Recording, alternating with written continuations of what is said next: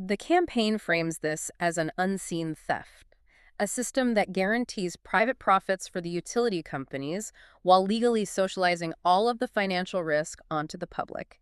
It's a hidden subsidy, seamlessly folded into the utility bill of every person in the country. That is incredibly frustrating to think about when you look at your own monthly bill. But as heavy as that financial burden is, the campaign argues it is actually just the tip of the iceberg, don't they? They do, because once you build the plant and once you run it, you eventually have to tear it down. And this is where the conversation moves to what they call the negative legacy. Right, the physical reality of radioactive waste. Exactly. And the data they pull here is genuinely shocking. They compare the standard theoretical decommissioning models against the harsh reality of what actually happened at Fukushima. Before Fukushima, the industry had a pretty standard mathematical model for how much waste a decommissioned plant would produce, right? They did. For a standard large-scale reactor, taking it apart was estimated to generate roughly 80 tons of what is classified as L1 waste. L1 is highly radioactive material that requires deep geological disposal. Okay, 80 tons. That is roughly the weight of a space shuttle. It's significant, but it sounds somewhat manageable. What is the actual post-Fukushima reality? According to the numbers in the source material, the Fukushima disaster hasn't generated 80 tons. It has generated an estimated 282,068 tons of L1 waste. Wait, from 80 tons to over 280,000 tons? Yes. That isn't a space shuttle. That is the equivalent weight of, like, 3 Nimitz-class aircraft carriers of highly radioactive material. How is that discrepancy even possible? Because a meltdown doesn't just damage the core, it contaminates the building materials, the surrounding soil, the water used to cool it. Everything becomes L1 waste. And crucially, that 280,000-ton figure does not even include the 644 tons of actual melted fuel debris sitting inside the reactors. And there's no disposal plan for that, is there? None. There is currently no viable disposal plan and no calculated final cost for that debris. Which means the original financial models for decommissioning were just blown completely out of the water. Exactly. And when you attach those numbers to the government's current timeline, the concept of a generational burden becomes very stark. The authors map it out like this. If the 7th Energy Basic Plan leads to new plant construction starting in, say, 2026, it takes 20 years to build. So it starts operating in 2046. Right. And assuming a standard 40-year lifespan, it runs until 2086. Then you have a 50-year decommissioning process. Oh, wow. You're looking at the year 2136 before the site is clear. 2136. We are legally and financially binding people who haven't even been born yet to manage and pay for mountains of hazardous waste. The campaign views this as the ultimate structure of irresponsibility. The current generation of politicians drafting the policies and the corporate executives building the plants will not be alive to see the consequences or pay the bills. The entire burden is shifted onto the children of the 22nd and 23rd centuries, while the actual decision makers face zero long-term accountability. That is a very heavy realization. But it's important to note that this movement isn't just pointing out flaws. They aren't just sitting back and complaining about the government. No, the entire second half of their audio commentary is explicitly designed to point the listener toward a solution. Right. They argue that a 100% renewable energy society is not a fantasy, but a global standard. Yes, but they are highly aware of the standard criticisms of renewable energy. Like, they know what the skeptics say, and they tackle those arguments head on. Let's do that. Because the biggest pushback you always hear, and it's a very valid concern, is the stability of the grid. Aren't renewables too unstable? You can't run a hyper-advanced high-tech economy on maybe the wind will blow today. The traditional argument is that you absolutely need nuclear or coal as a baseload, a steady backup of power that is always on cease, and that building enough giant batteries to store renewable energy would cost like 200 trillion yen. And this is where the authors introduce a fundamental paradigm shift. They argue that baseload power is a rigid, outdated concept. The new global standard for modern power grids isn't baseload, it is flexibility. Flexibility. Break down the mechanics of that for us. Because if you don't have a giant power plant running 2.7, how do you prevent blackouts when everyone turns on their air conditioning at the same time? Well, a flexible grid completely changes the relationship between supply and demand. Instead of a centralized plant blindly pushing a massive amount of power into the grid, regardless of who needs it, a flexible grid intelligently manages both sides. It uses decentralized smart grids and, crucially, something called demand response. Demand response. What does that actually look like in practice? Okay, imagine a massive aluminum smelting factory. During a severe heat wave, when citywide air conditioning usage spikes and strains the grid software automatically signals that factory. Right. It literally pays the factory a premium to power down its heavy machinery for 2 hours. So instead of scrambling to increase power supply, you intelligently lower the demand to meet the available wind and solar supply.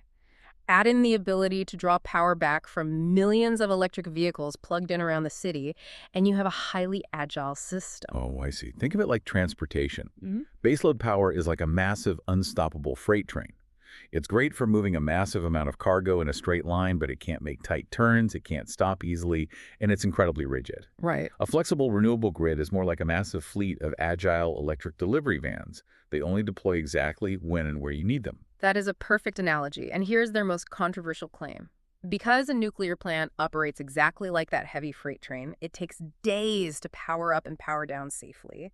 It is fundamentally incompatible with the delivery vans. Wait, really? Yes, you cannot easily dial a nuclear reactor back when the wind suddenly picks up and solar panels max out.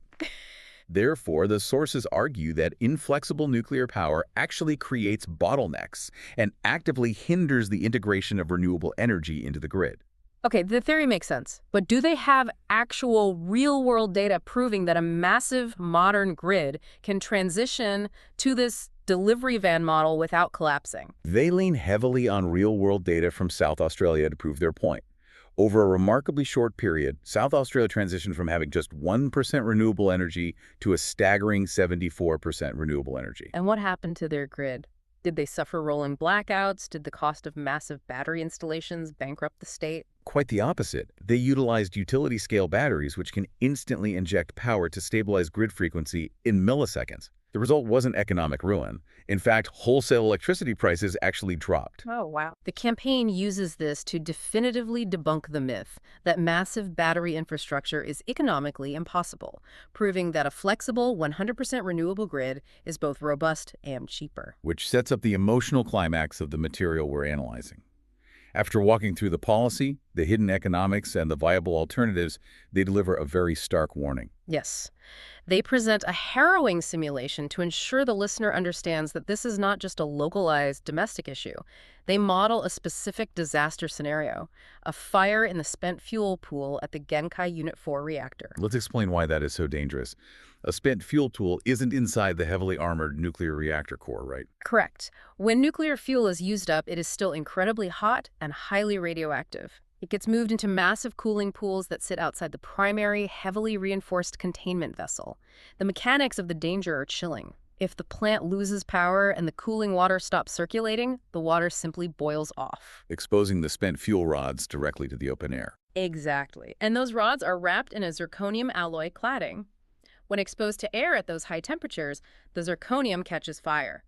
It is an incredibly volatile chemical fire that violently lofts massive amounts of radioactive isotopes directly into the atmosphere with no containment dome to stop it. And the simulation shows where that radioactive smoke goes. It does. The simulation models the wind patterns. Depending on the month of the year, the fallout wouldn't just impact Japan. The data suggests it could force the evacuation of up to 130,000 people in Japan, but the prevailing winds could carry the bulk of it across the sea, Where to? potentially forcing the evacuation of up to 11 million people in South Korea and up to 35 million people in China. 35 million people in a neighboring superpower. That instantly elevates this from a debate about local utility bills to a massive existential geopolitical threat. Which is exactly why the authors end their commentary with such a passionate rallying cry. Their core message is, seeing is understanding, knowing is changing. Yeah. They are pleading with the listener to wake up from their indifference. They argue that a threat of this magnitude, combined with a 100-year financial burden, simply cannot be left to closed-door government committees or politicians protecting a declining industry. It requires active citizen participation to demand that flexible, fair, renewable future. It is an incredibly comprehensive, aggressively argued narrative. They take you all the way from the literal bedrock shifting 4 meters into the air, to the hidden subsidies in our electricity bills, to the staggering reality of 280,000 tons of radioactive waste, all the way to a vision of a modernized, democratic power grid. And regardless of how you feel about their conclusions, analyzing the mechanics of their argument reveals just how deeply intertwined our physical environment is with our economic and political structures. Absolutely. We've covered a lot of ground today exploring this campaign's fierce activist stance. And while our goal was simply to understand the mechanics of their argument, there is a fascinating contradiction hidden in all this data that I think is really worth mulling over. Oh, what's that? Think about the clash of timelines we just explored. We have a government trying to build rigid, heavily fortified infrastructure designed to last 100 years. But they are building it on top of a geological foundation that can violently shift 4 meters in a matter of seconds. Right. And all of it is being guided by human political policies that can completely reverse themselves in just a few short years. Regardless of where you stand on the energy debate, it really forces you to ask, is it ever truly possible to plan a century ahead when both the nature of human politics and the literal earth beneath our feet are so wildly, fundamentally unpredictable?